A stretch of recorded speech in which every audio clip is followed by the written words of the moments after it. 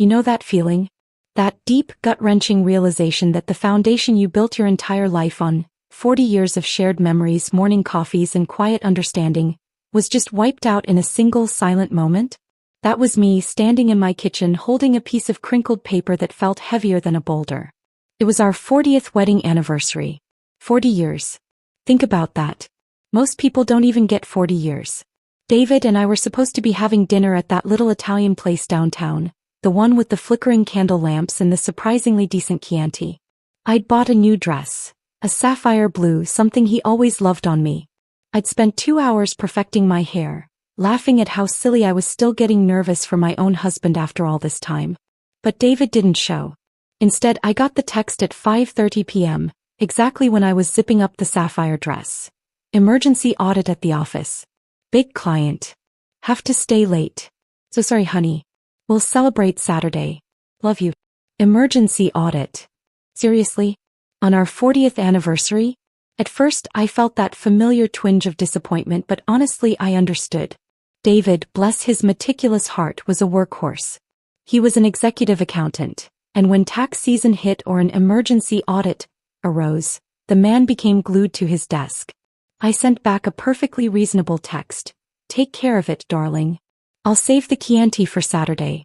Love you more. I took off the new dress and put on my comfy sweats. I heated up a can of soup, sat down on the couch, and started watching some ridiculous reality show. That's the routine after 40 years. Disappointment, acceptance, and then finding comfort in the routine. But something felt off. Around 8 p.m. I went into the laundry room to toss in a load. That's when I saw his blazer, the one he'd been wearing this morning, draped over the back of the hamper, even though he claimed he was still at the office. I walked over, ready to give it a sniff test for stale office coffee and papers. Instead, my hand brushed against the inner pocket. There was something in there. I pulled it out. It was a small, cream-colored, fancy department store bag. Inside the bag, nestled in tissue paper, was a slender, elegant black velvet box. My heart did a confusing skip. Maybe he was lying about the audit because he planned a surprise for me? Maybe he snuck home to hide it, or maybe he was going to pretend to pull it out later. Hope, that insidious little liar, started to creep back in. I opened the box. It wasn't the kind of jewelry I usually wear. I prefer vintage, slightly chunky silver. This was modern, delicate, and undeniably expensive. A diamond pendant on a gossamer thin platinum chain. It was stunning, yes, but it wasn't me. Then I looked back at the small bag. Tucked into the bottom was the receipt. And that, my friends, is where the whole world tilted. The receipt wasn't just for the necklace. It was for the necklace and a ticket for a black-tie charity gala. Tonight, starting at 7 p.m. The name on the ticket wasn't mine. It was Elizabeth. And the most devastating detail? The purchase date wasn't today or yesterday. The purchase date was 2 weeks ago. He had planned this emergency audit cover story, and this entire night out well in advance. He hadn't just stood me up. He had dressed up for someone else, for an event he pretended didn't exist, while I was sitting home in my sweats, warming up soup. I didn't scream. I didn't throw the box. I didn't even cry. I just stood there, the reality of 40 years collapsing around me. It wasn't the necklace or the ticket or even Elizabeth that hit me first. It was the sheer meticulous effort of the lie. The planning. The fact that he was probably right now somewhere else, wearing his best suit, smiling his brightest smile, telling Elizabeth how much he loved her, just like he told me. I looked at the clock. 8:15 p.m. They were already there, mingling, drinking champagne, celebrating something. The diamond necklace, the symbol of his betrayal, was still sitting in the open velvet box in my hand. It was beautiful, cold, and utterly wrong. I put the necklace and the receipt back into the little bag. I walked into our bedroom, went straight to his closet, and pulled out the suit he wasn't wearing, the one he usually wears for big events. The pants were still perfectly creased. The jacket was in its plastic dry cleaning bag. I realized David hadn't worn a suit tonight. He'd only been wearing his blazer when he left this morning, and he'd claimed he was just going into the office. But if he was going to a black tie gala, he would have had to change. That's when I had the second realization, the one that truly solidified the icy calm that was now replacing my shock. He hadn't changed at home. He must have a secret stash of clothes somewhere. Maybe a locker at a gym or even a friend's apartment, or perhaps, and this thought was the worst, Elizabeth's place. My mind started working with a clarity I hadn't felt in decades. I wasn't going to ruin this night by calling him, by sobbing into the phone, or by showing up hysterical. That would just give him the satisfaction of seeing me broken and let him play the victim in the ensuing argument. 40 years of marriage taught me David's weak spots, his patterns, and most importantly, his incredible arrogance. He thought he was untouchable. He thought I was the comfortable, predictable wife who would just accept the audit excuse. He was about to learn just how wrong he was. I grabbed my laptop and typed in the address on the gala ticket receipt. It was a huge, historic venue on the other side of town. Exactly the kind of place they'd be holding an ostentatious charity event. I looked down at my sweats. It was time for a quick change. I wasn't going to go to the party, at least not yet. I needed information and I needed to keep my calm. I needed to see the full scope of the illusion before I brought it crashing down. I sat down on the bed and took a deep breath. David, you got dressed up for someone else on our anniversary? Fine. Let's see how well you handle the truth when it arrives, unannounced. I was Lisa, and for 40 years I had been the perfect supportive wife. Now I was something else entirely. A woman with a plan, a sharp memory, and a secret weapon. The truth.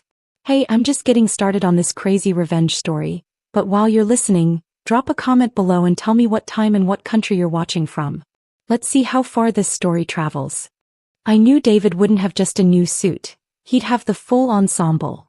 The cufflinks, the proper shoes, and the expensive cologne he saved for truly special occasions. I was determined to figure out where he was hiding his new identity.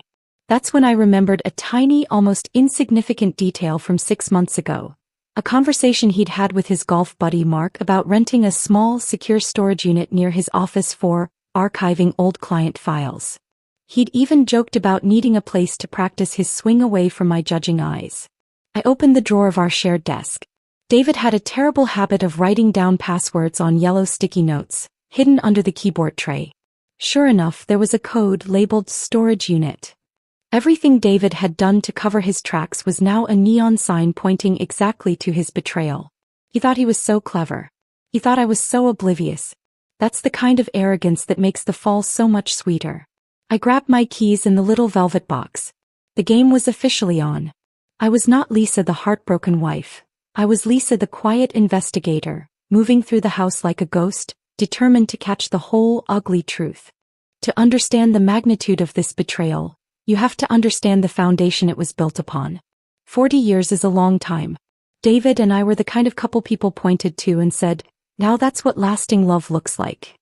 We had our rhythms, our rituals, and a deep, unspoken understanding that felt unbreakable. We were Lisa and David, the constants in each other's ever-changing lives. I met David in college. He was wearing an absolutely hideous sweater, mustard yellow and inexplicably fuzzy. But he was arguing passionately about the stock market, and I, a starry-eyed English major, found his ambition fascinating. We married young, straight out of school. We built our lives from scratch, literally. We saved for the down payment on our first house by eating ramen and clipping coupons until I felt like I was genetically predisposed to budgeting. We had 2 wonderful children, Amelia and Robert, and now 3 beautiful grandchildren. Our life wasn't a fairy tale, it was better. It was comfortable, predictable, and deeply rooted. Every Sunday, David would make his terrible yet beloved burnt pancakes. Every Christmas, we'd argue lovingly over whose family tradition got priority. Every evening we'd sit side by side, me reading a novel, him reading financial reports, sharing the companionable silence that only decades of intimacy can forge. We had settled into what I truly believed was the golden age of our marriage. The kids were grown, the mortgage was paid off, and we had the freedom to just be together. Just last year, David insisted on installing a ridiculously expensive, automated espresso machine in the kitchen because he knew I hated waiting in line for coffee.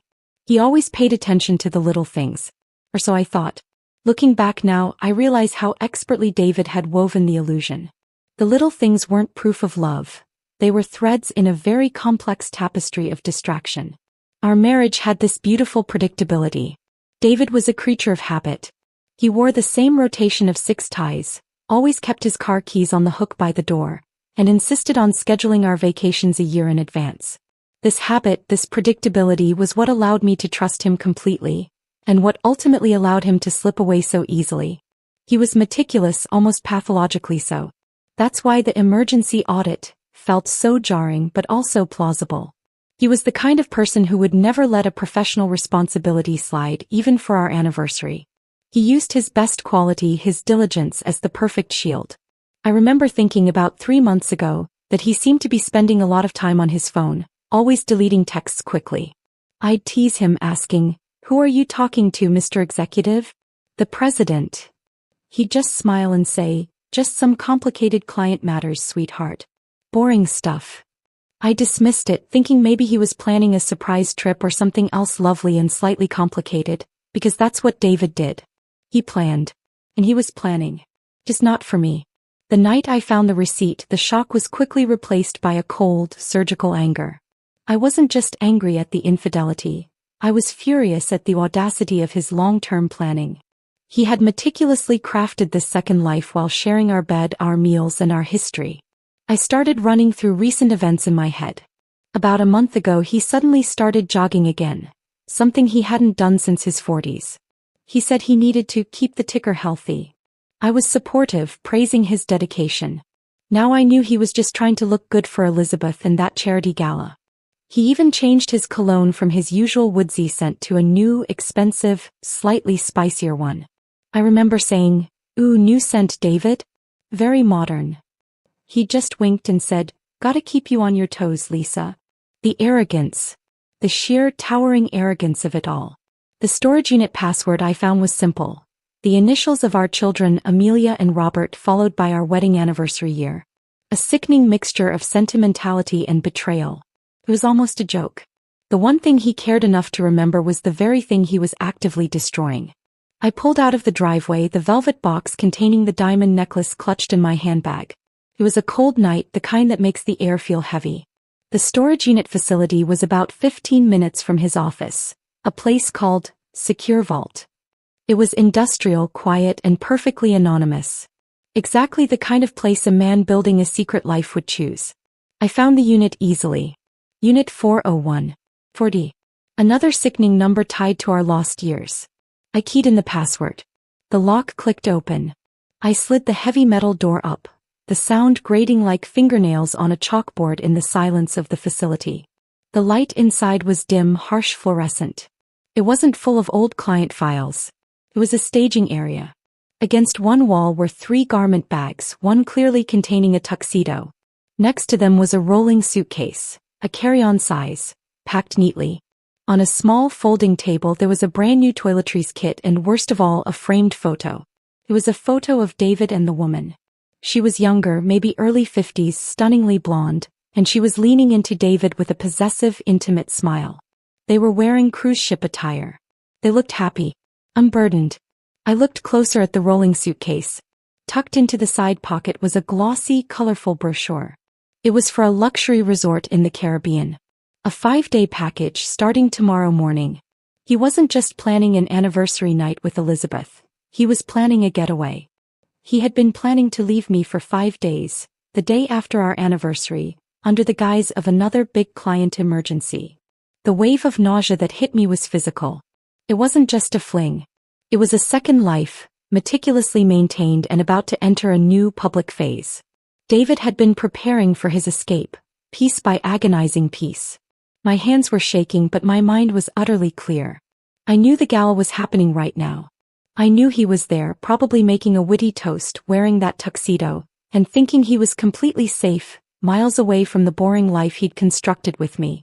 I picked up the framed photo and put it back down. I didn't need to destroy it. I needed to use it. The only thing I took from that horrible little room was the carry-on suitcase. It was a silent promise of his escape, and now, it was going to be the instrument of his downfall. I closed the storage unit door, locked it, and drove away. I didn't cry in the car. I didn't scream. I just kept driving, thinking about how David used his predictability, the same routine, the same careful planning, to build his deception, and how I was going to use that very same predictability to unravel him. 40 years was a long time. It was enough time to know exactly where to strike for maximum clean and undeniable impact.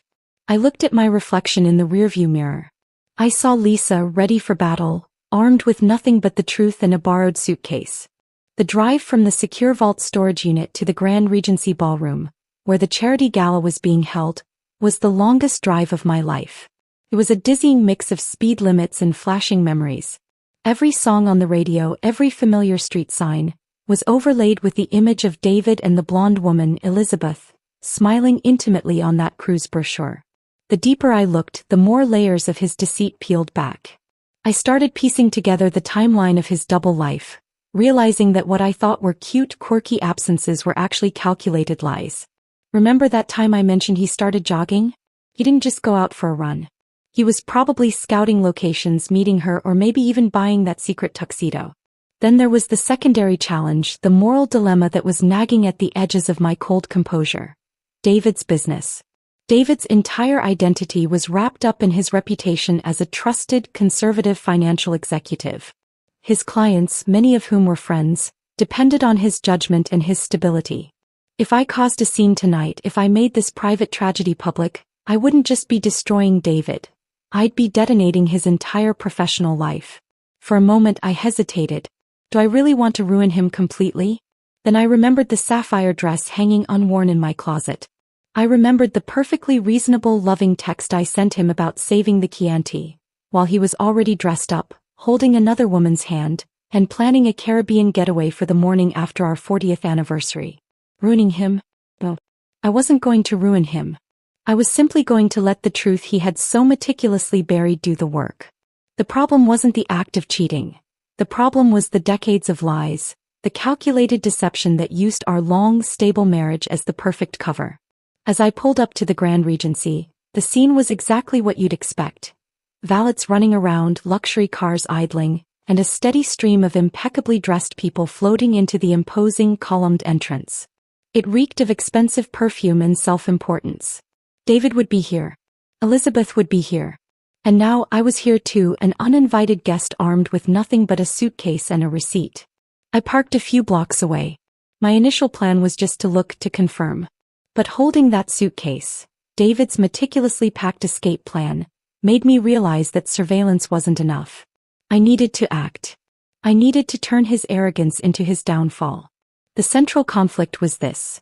David operated under the assumption that I would never disrupt his perfect two-track life. He saw me as too gentle, too committed to appearances, and frankly, too much of a relic from his past to ever step into his polished, new social sphere. My plan had to be perfectly quiet, perfectly legal, and undeniably effective. It needed to speak volumes without me uttering a single word. I pulled out my phone and quickly searched the event. It was the annual Children's Future Gala. A black tie event with a mandatory silent auction and a keynote address by a major political figure.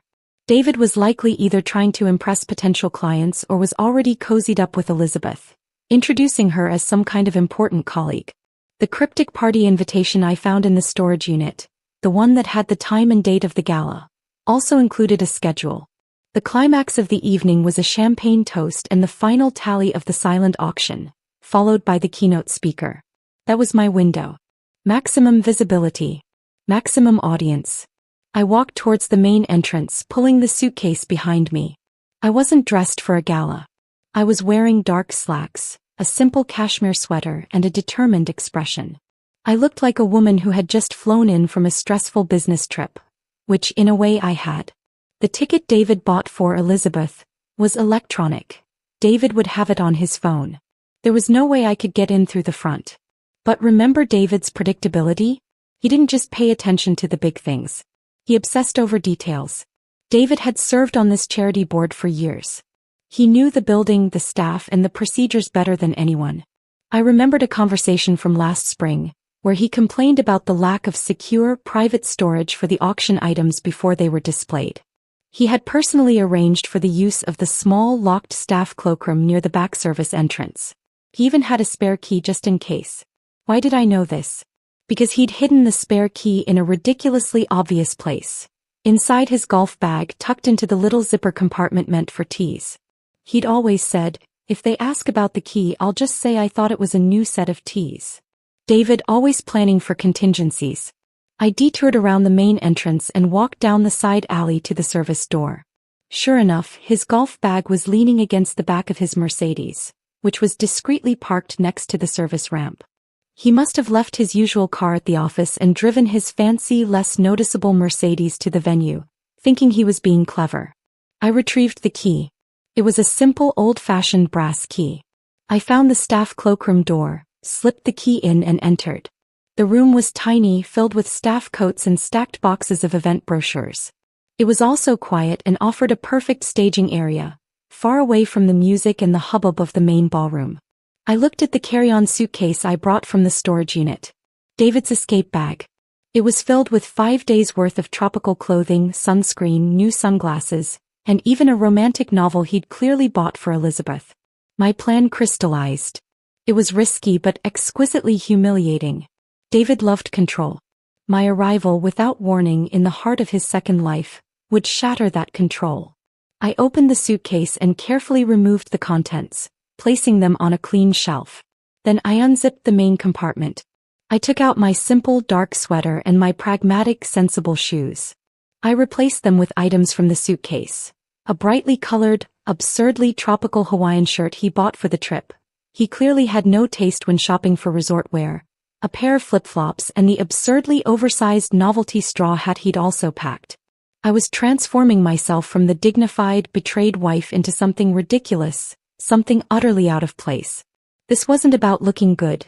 It was about creating a shocking visual contrast. Finally, I opened the small, fancy velvet box I'd carried all the way from home. The platinum and diamond pendant, intended for Elizabeth. I pinned the receipt, the evidence of the gala ticket and the necklace, to the top of the tropical shirt. I checked the time. 9:45 p.m. The silent auction was about to close. The champagne toast was next. Showtime.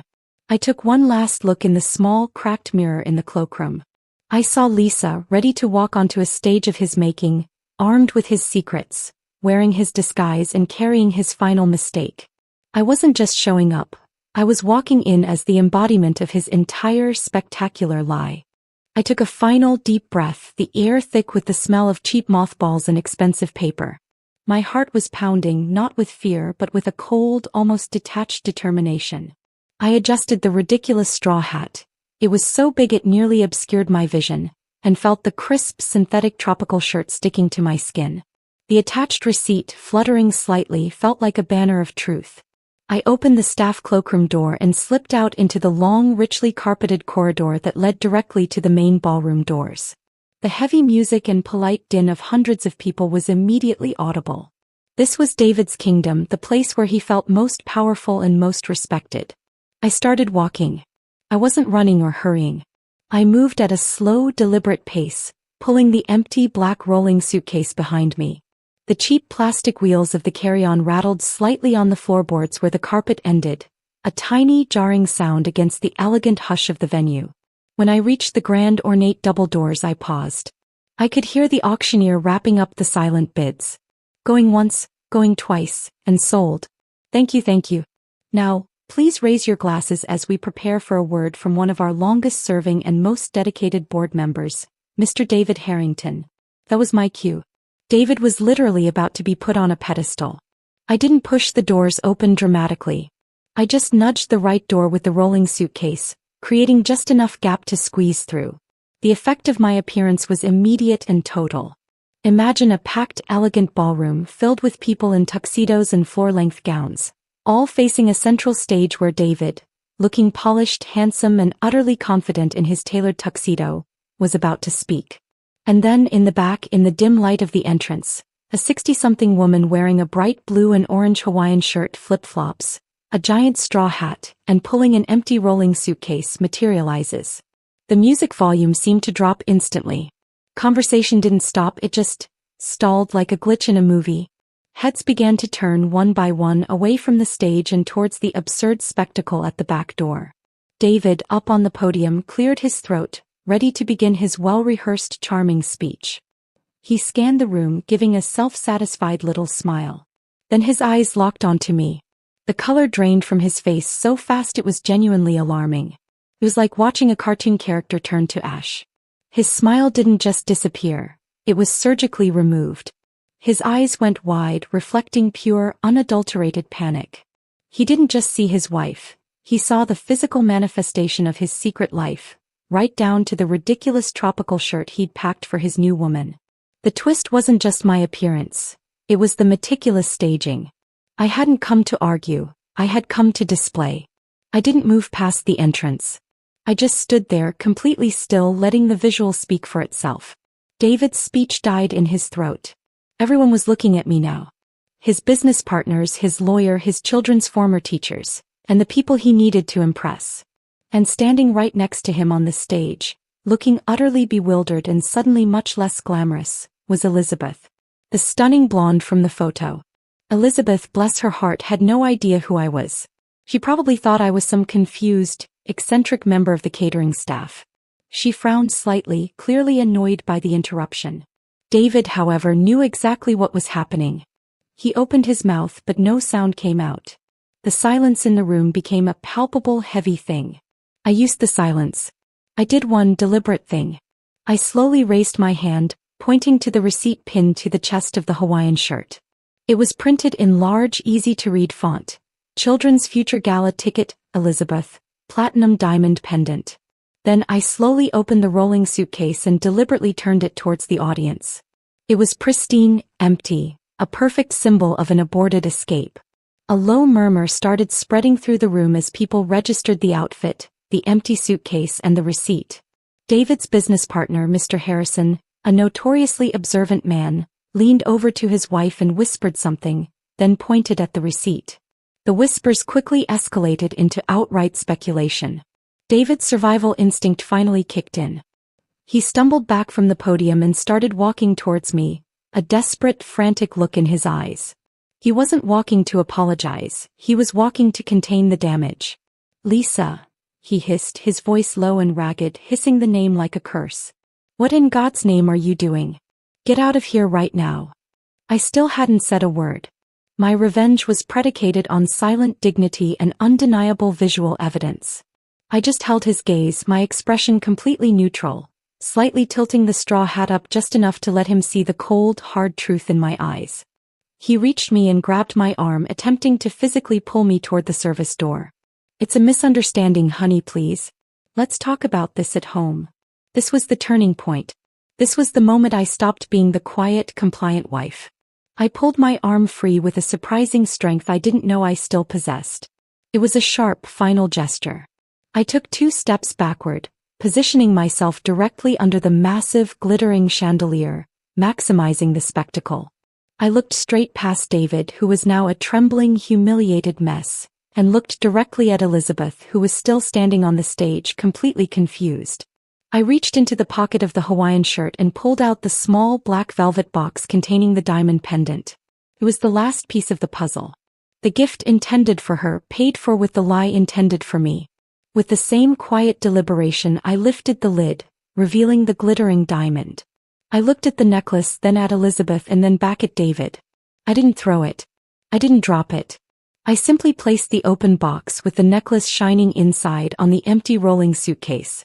It was a silent declaration. "This is the evidence. This is the lie. This is the future he packed for you, and now I'm giving it back. And I'm doing it in front of every single person who matters to his reputation." The entire room was silent again, watching the small, theatrical gesture. People were now scrambling for their phones, not to call for help, but to record the unfolding drama. David completely collapsed. Not literally, but the carefully constructed mask of control disintegrated. He lunged for the suitcase, attempting to snatch the necklace to erase the evidence. But it was too late. The truth had arrived. The quiet woman in the ridiculous shirt had allowed the truth to speak, and its voice was echoing through the Grand Regency ballroom. The rising drama was complete. All that remained was the fallout. David lunged for the suitcase, his hands shaking, desperate to seize the velvet box and shove the incriminating evidence back into the void of his secrets. But I was ready. The second he moved, I placed my foot firmly on the handle of the rolling suitcase. The wheels locked and the case tilted awkwardly. "Don't touch that," I said. My voice was low, calm, and carried a shocking amount of authority for a woman wearing a tropical shirt and flip-flops. It was the first time I had spoken since I walked in, and the sound cut through the suffocating silence. David froze, his face a mask of pleading and rage. "Lisa, please. You don't understand." Oh, David, I understand perfectly, I interrupted, still keeping my voice even. I looked out at the sea of faces, the stunned, glittering audience. They were rapt, not judging me but utterly captivated by the reality show unfolding before them. I understand that 40 years ago I promised to honor you. And for 40 years I did. I supported your career, raised your children, and maintained the home and the life that allowed you to stand up on that stage tonight. I paused, letting the weight of those 4 decades settle. I understand that tonight, our 40th anniversary, you chose to celebrate it here with Elizabeth, under the cover of an emergency audit. And I understand that you packed this suitcase. I tapped the empty carry-on with my toe, full of tropical clothes and lies, planning your escape tomorrow morning. Elizabeth, finally catching up to the situation, now looked horrified. She whispered something to David. David ignored her, focused only on me. Lisa, this is ridiculous. A costume? A necklace? This is crazy. We can fix this. Let's go home and be mature about this. He hissed, using the word mature as a weapon, trying to revert to the familiar dynamic where I was the sensible one who cleaned up his messes. This was the twist. He thought I came here for a fight, for tears, for a scene he could control and later dismiss as a midlife crisis flare-up. I came for something much simpler, an undeniable closure. I reached into my sweater pocket and pulled out my little flip phone, the one David always teased me about because it wasn't a smartphone. I called the number for the head of the security at the Grand Regency, a man named George who David had introduced me to years ago. George? It's Lisa Harrington, I said into the phone. The microphone picked up my voice just enough for the front rows to hear. I'm in the main ballroom. I need you to step away from the security desk and call the police. Ask them to send an officer to the Grand Regency immediately. Tell them it's regarding felony theft and embezzlement. The immediate impact was devastating. The audience gasped. David's eyes flew open wide and his panic turned into terror. Elizabeth recoiled, stepping back from the podium. David completely lost control. What are you doing? What are you talking about? Lisa, stop this insanity. I didn't steal anything. I hung up the phone. I looked directly at David and for the first time, gave him a small, icy smile. I didn't say you stole anything, David. I said I was reporting it, I corrected him calmly. When I went to your storage unit, Unit 401 by the way with the kids' initials and our wedding year as the password, so sweet, I noticed a few things were missing. Specifically, the entire file archive for the Stanton account. David's complexion, already gray, now turned distinctly green. The Stanton account was his biggest, most scrutinized client. A massive charitable trust he managed. And, I continued, I noticed the documents detailing the purchase of that diamond pendant, which I've brought along tonight, were signed off on David Harrington, using an account designated for charity board expenses. I gestured to the receipt on the Hawaiian shirt and the glittering necklace on the suitcase. The diamond necklace for Elizabeth, paid for by the charity you profess to care so much about. That's not just cheating, David. That's a felony. The room erupted. People weren't whispering anymore. They were openly talking, heads turning away from David in disgust. His business partners and board members looked like they were ready to physically eject themselves from the venue. Elizabeth, realizing she wasn't just dating a married man but potentially a white-collar criminal, grabbed her purse and ran off the stage toward a side exit, completely abandoning David. The resolution for her was simple: self-preservation. David was defeated. He stood there, shoulders slumped, finally realizing the depth of the hole he had dug. He hadn't just packed a suitcase for a trip. He'd packed the evidence of his professional destruction right alongside his tropical shirts. I hadn't needed to scream, cry, or throw a glass of Chianti. I simply used his own meticulous planning and his professional sins against him. The truth, combined with the context of a public charity gala, did the work of 1,000 lawyers. The police are on their way, David, I concluded, my voice now carrying a tone of absolute final dismissal. You lied to me for months. You planned to abandon our marriage on our anniversary. I am simply letting the truth you tried to bury expose you, to your friends, your colleagues, and your board. You can handle this the way you handled our anniversary. Alone. I turned, leaving David standing immobilized beneath the gigantic, sparkling chandelier, surrounded by hundreds of witnesses and a rapidly dissolving professional reputation. I didn't look back. I simply walked out the door, leaving the empty suitcase and the diamond necklace, the spoils of his deception, on the ballroom floor. I got in my car, drove home, and called my daughter, Amelia. I told her everything, keeping my voice calm but sharing the facts. She was shocked, heartbroken, but ultimately incredibly proud of my quiet, devastating display of strength. The divorce was quick and uncontested. David was too busy dealing with the inevitable investigations and the destruction of his career to fight me for anything. He lost his position on the board, his biggest client, and eventually his freedom, serving time for the embezzlement. As for me, Lisa, I kept the house. I sold the hideous diamond necklace and used the money to take myself on a cruise. A beautiful, quiet one, to a place David and Elizabeth had never heard of. I bought a real smartphone, learned to use dating apps just for the fun of it, and rediscovered the woman David had slowly dimmed over 40 years. The most important lesson? Sometimes the biggest revenge isn't the loudest scream. It's the quiet, dignified truth that lets the betrayer destroy themselves. David thought I was too weak and predictable. But 40 years of paying attention means you know exactly where the seams of the illusion are weakest. And when you decide to pull, the whole tapestry unravels.